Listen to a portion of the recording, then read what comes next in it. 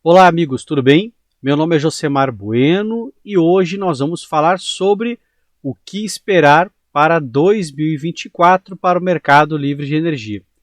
Então eu separei alguns tópicos aqui que eu vou falar, que eu espero que sejam assuntos que serão, digamos, abordados, serão temas aí relevantes dentro deste ano, mas primeiro gostaria de fazer um convite para vocês. E o primeiro convite é para que conheçam o nosso curso de Mercado Livre de Energia.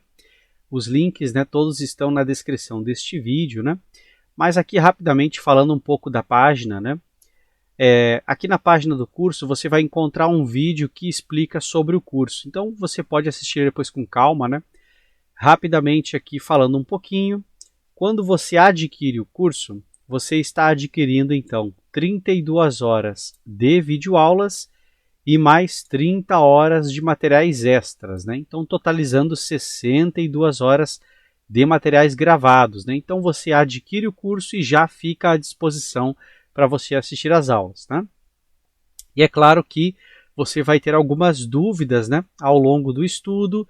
Então, nós temos também 42 horas de encontros online ao vivo para tirar as dúvidas do curso, organizados num cronograma aos sábados, iniciando no dia 17 de fevereiro e terminando no dia 23 de novembro de 2024, ou seja, o ano inteiro, em sábados alternados, sábado sim, sábado não. Então, antes aqui de voltarmos para o nosso conteúdo, vou fazer mais 2 convites. O segundo convite é caso você precise de uma consultoria ou uma assessoria, você pode então contar com o nosso serviço de consultoria online. Então você vai clicar aqui em agendar, ou também tem um botão mais abaixo, Tem um vídeo aqui explicando sobre a consultoria. Aqui também tem um botão agendar. Você vai basicamente escolher, uma data e horário e vai receber então o link, para fazermos a videoconferência. Certo? E agora o nosso último convite. Temos também este grupo de negócios, que é o grupo Mercado Livre de Energia em Foco, que agora ultrapassamos a marca de 80 empresas. Então é um grupo onde você pode fortalecer o seu network, as suas relações então, com outros players do mercado. Nós realizamos lives nas quartas e sextas-feiras à noite, no horário das 20 horas até as 21 horas, E também temos um grupo do WhatsApp, Então você pode tanto interagir no grupo do WhatsApp, como também durante as lives, E se você não puder participar da live, todas elas ficam gravadas, Basta clicar aqui no botão de login, fazer acesso via sistema da Hotmart e você tem todas as gravações. Certo, pessoal? Então agora sim vamos para o nosso conteúdo. Então, pessoal, separei aqui 3 tópicos, que acredito eu vão dar o que falar, Ou seja, serão aí temas, recorrentes dentro de 2024, O primeiro deles é a abertura, do Mercado Livre de Energia, ou seja, hoje, é dia 31 de janeiro, amanhã, então, primeiro dia, do segundo mês do ano, mas nós já temos aí algumas notícias, em que o mercado já quadruplicou de tamanho e olha, ainda, faltam muitos, consumidores para entrar nesse mercado. Então, provavelmente, nós teremos ao longo do ano muitas notícias, sobre talvez a instabilidade desse mercado, riscos de mercado. Alguns vão provavelmente tratar um pouco mais de forma introdutória, então muitos vão começar a falar sobre o que é esse tal mercado livre de energia, porque atualmente ele é um pouco irrelevante no sentido de número de consumidores. Se nós pegássemos todos os consumidores do Brasil, algo como 0,2%, 0,3% é o número de consumidores que está de fato no mercado livre de energia. Então é algo assim muito pequeno ainda. Porém, assim como é muito pequeno, significa que o número de consumidores novos chegando vão aumentar os percentuais de forma muito rápida, né? Porque veja, se você tem um mercado, por exemplo, tem 10 consumidores e você salta para 20 consumidores no universo de 200 milhões de consumidores é muito pequeno, né? Mas quando você pensa que o mercado dobrou, chama a atenção, né? E esses números vão continuar subindo muito, né? Porque existe uma previsão de entrada de até 60 mil unidades, lembrando que atualmente, somando todos os agentes, né, nós não chegamos ainda a algo como 30 mil. E isso que eu estou somando geradores e comercializadores, né? Não estamos falando apenas de consumidores, né? Bom, sobre a abertura do mercado, o que nós temos ali? Primeiro ponto que eu gosto de frisar, tá, pessoal? A portaria número 50 do Ministério de Minas e Energia, ela coloca uma restrição um pouco, vamos dizer assim, um pouco alta demais, tá? Por quê? Ela diz que os consumidores abaixo de 500 kW precisam ser representados por varejistas, né? Por comercializadores com a habilitação varejista, né? Emitida pela CCEE, né? E outorgado, né? Pela ANEEL. Agora, uma coisa interessante é a seguinte, né? 500 kW é uma potência um pouco elevada para a representação. Eu acho que futuramente nós vamos ter, né, uma redução nesse quesito. Talvez então, antes de falarmos sobre o grupo B no mercado livre de energia, acho que o assunto, né, será a redução desse pré-requisito, ou seja, talvez consumidores abaixo de 300 kW de demanda contratada, talvez estes sim precisem de representação, né, no mercado livre de energia, e aí acima disso, né, talvez poderiam ser livres, né? Essa é a minha opinião, né, minha visão de mercado, porque veja, uma unidade consumidora que contrata 500 kW de demanda é uma empresa muito grande.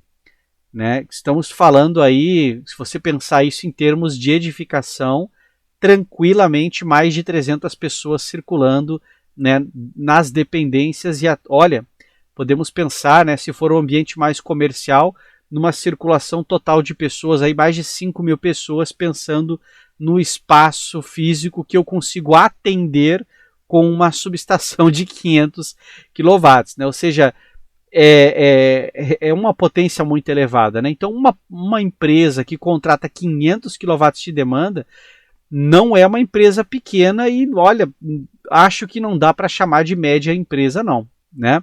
Pensando, né, no tamanho do porte que eu consigo atender com essa potência, né?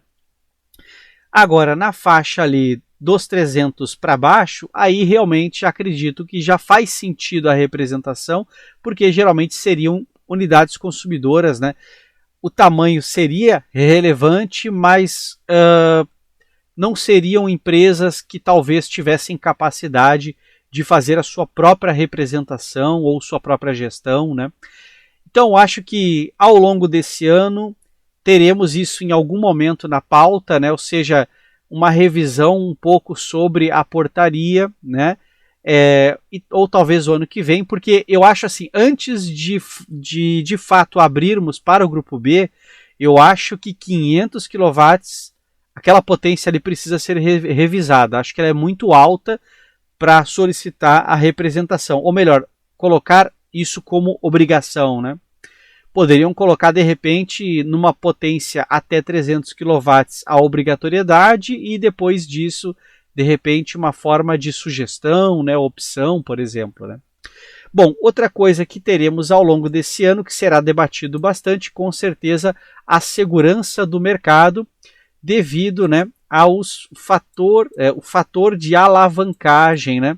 Ou seja, o ano passado entrou em vigor a regra, né, do monitoramento prudencial e este ano, então, os comercializadores, né, os agentes do mercado precisam enviar, né, os seus dados para a Câmara em relação ao fator de alavancagem, né, o quanto eles estão alavancados nessa operação, né? É uma coisa assim interessante, porém eu acho que o processo em si ele poderia ser mais simplificado, né? No sentido assim de não gerar tanta demanda, né? Porque parece, minha opinião mais uma vez, tá? O processo ele visa verificar, monitorar o risco de mercado, né? Mas assim, as empresas deveriam cuidar elas mesmas do quanto, né, elas se expõem ao risco, né? E o que foi feito aqui é uma forma de monitorar o mercado para monitorar o risco, né? Mas monitorar risco de terceiro, tudo bem, eu entendo toda a lógica por trás desse movimento, mas talvez a forma que foi implementada, né? Acho que ficou burocrático demais, né? As empresas estão tendo que, digamos assim, gastar parte do tempo e do recurso atendendo uma demanda que o risco no fim é delas, né? Ou seja, o quanto elas mesmas estão, né, alavancadas, né? Então, eu acho que ao longo deste ano teremos provavelmente algumas revisões, né, que possam talvez simplificar esse processo, porque olhando, né, para causa e consequência, né, eu acho que ficou exagerado a forma, o processo em si, mas entendo a relevância e a importância. Então eu acho que ele poderia ser simplificado até para agilizar para a própria Câmara de Comercialização. Então talvez esse assunto aqui da segurança do mercado, né, ele ao longo do ano, né, nós tenhamos aí uma discussão sobre o monitoramento prudencial e talvez algumas mudanças na forma como ele vai ser feito, né? Até porque é o primeiro ano que isso vai estar sendo de fato implantado, né? Então sempre tem alguma questão que a gente percebe na prática, né? Outra coisa interessante aqui que eu acho que agora vai entrar um pouco mais forte em pauta é a formação dos preços, né? Veja, hoje, quando a gente fala em formação de preços, nós estamos falando basicamente do PLD, né? O PLD hoje, ele ainda segue a lógica do preço por custo auditado, né? Então é calculado é declarado o CVU das usinas, a partir do CVU calcula-se o CMO, que é o custo marginal de operação, e a base horária do CMO, né, serve como parâmetro de entrada para o cálculo iterativo, né, o cálculo que modela, né, que define qual é o valor do PLD horário, né. Então, assim, eu acho que esse formato de formação de preços já está na hora de entrar no novo formato, que é o formato que é por preço ofertado. Qual a diferença básica, né? No formato atual, a ANEEL ela define um PLD mínimo e um PLD máximo. E a Câmara, usando a metodologia, né, de cálculo do PLD, calcula o PLD intermediário e o PLD precisa ficar entre o menor valor e o maior valor, né? Bom, atualmente o PLD está no piso, né? O PLD está muito baixo, né? Mas uma coisa interessante é a seguinte, né? Para o mercado, os mercados em gerais, né, faz mais sentido que os players envolvidos diretamente na compra e venda possam lançar as ofertas. Porque às vezes o preço não é algo que você pode simplesmente calcular o custo, né? Fazendo uma analogia aqui, né? Por exemplo, quanto custa fabricar um carro? Aí vai depender de várias coisas, né? Qual é o modelo do carro, né? Por exemplo, quero um carro hatch, um carro sedã, ou um carro, uma caminhonete, né? Ou seja, depende do tipo de veículo, né? Depois entram alguns fatores, né? Que custos de importação de peças, né? Ou seja, quanto custou desde o projeto até de fato você montar toda a cadeia para de fato poder construir e montar aquele carro em série, né? Poder construir uma forma de fazer em lote, né? Agora, e se esse carro, né, chega no mercado e ninguém compra? E aí você fala, mas custou 20 mil reais, né, a fabricação de cada carro. Então, colocando os impostos em cima, colocando o lucro, né, colocando ali alguns outros custos que possam vir a ter, né, a logística de entrega, né, levar o veículo, etc., o preço foi para 50 mil reais, por exemplo. Só que aí ninguém compra o carro. É um carro que ninguém acha bonito, é um carro que... O carro vale 50 reais, 50 mil reais, né? Não vale. Mas eu calculei o custo do carro e calculei o preço do carro e cheguei no valor que o preço certo desse carro é de 50 mil reais no mercado. Mas ninguém está comprando. E, veja, o preço é relativo, né? Então o preço ele é um indicador que vai muito além do custo, né? Olhem para os objetos de luxo, né? Você pega uma bolsa de uma marca específica, aí o preço da bolsa vai a 20 mil reais. É óbvio que aquela bolsa não teve um custo, ou seja, se você fizesse um cálculo de custo para formar o preço, você não ia chegar em 20 mil reais para aquela bolsa, né? Então, no setor elétrico, né, a gente pode pensar, poxa, mas não tem diferença de qualidade entre um megawatt-hora e outro, e não tem diferença na entrega, ou seja, o processo de formação de preço precisa passar por um custo, precisa por um cálculo de custo ou não? Eu acredito que não. Por quê? Porque os países que já estão com um mercado mais livre e implementado há mais tempo já praticam o preço por oferta. E o preço por oferta é muito simples, né? Você tem as ofertas entrando a cada 10 ou 15 minutos, né? E do outro lado, aqueles que aceitam e compram as ofertas. Então, por exemplo, vou colocar uma oferta de 1 megawatt médio por um preço a R$70 o megawatt-hora. Do outro lado, alguém olha, pensa, montante 1 megawatt médio, preço unitário R$70 por megawatt-hora, e sim as unidades, né? Montante é potência, média no tempo, né? Então tá, 1 megawatt médio, potência, né? E, por exemplo, R$70 o megawatt-hora, porque envolve a contabilização horária, né? Então, às vezes o pessoal comenta que eu confundi as unidades, né? Mas tá certo. Né? Montante é megawatt médio, tá, pessoal? Bom, mas vamos lá. Aí ele olha aquilo e compra. Mas por que ele comprou? Ele fez um cálculo? Não, ele comparou com o mercado. Ele olhou e viu que naquele momento era a opção que fazia mais sentido, né? E pode acontecer o contrário. Você pode ter, naquele momento, aqueles que são os originadores, né? Aqueles que vão gerar a energia, ou então comercializadores que estão originando um ativo, né? Eles vão querer comprar e revender, podem precisar colocar o preço, na verdade, num valor, digamos, ligeiramente mais acima do preço que eles compraram, né? Isso define o preço de mercado. Por quê?